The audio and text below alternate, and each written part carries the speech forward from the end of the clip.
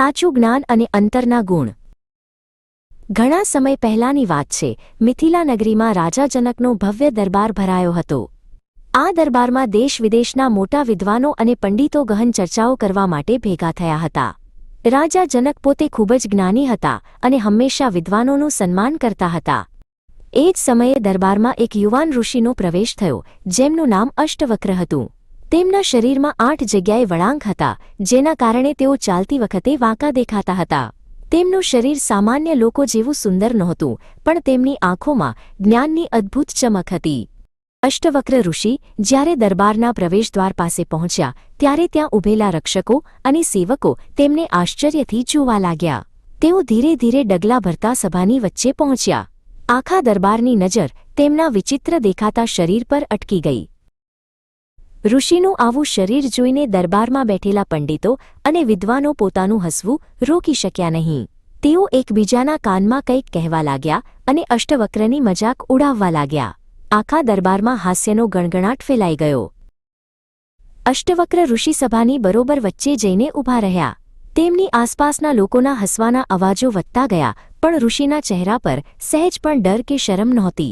તેઓ એક પહાડની જેમ સ્થિર અને શાંત ઊભા રહ્યા। રાજા જનક આ બધું જોઈ રહ્યા હતા। તેમને લાગ્યું કે આ ઋષિ કોઈ સામાન્ય વ્યક્તિ નથી।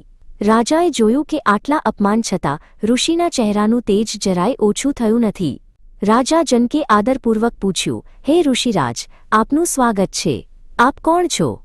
અચાનક અષ્ટવક્ર પોતે પણ જોરજોરથી હસવા લાગ્યા। તેમનું હસવું એટલું મોટું હતું કે આખો દરબાર એકદમ શાંત થઈ ગયો। પંડિતો અટકી ગયા અને રાજા જનક પણ નવાઈ પામી ગયા।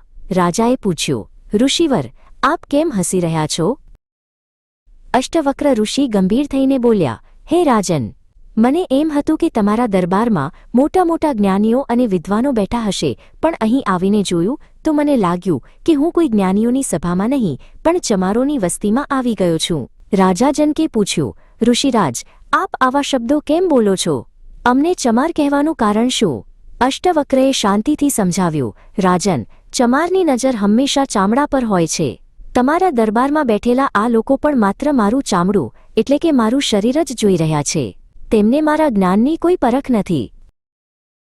ઋષિએ આગળ કહ્યું, શેરડી વાંકી હોય તો પણ તેનો રસ મીઠો જ હોય છે। નદી ગમે તેટલા વળાંક લેતી હોય પણ તેનું પાણી તરસ છિપાવે જ છે। માણસની ઓળખ તેના રૂપથી નહીં, પણ તેના ગુણોથી થવી જોઈએ। રાજા જનક ઋષિના ચરણોમાં નમી પડ્યા અને આખા દરબારે પોતાની ભૂલ સ્વીકારી।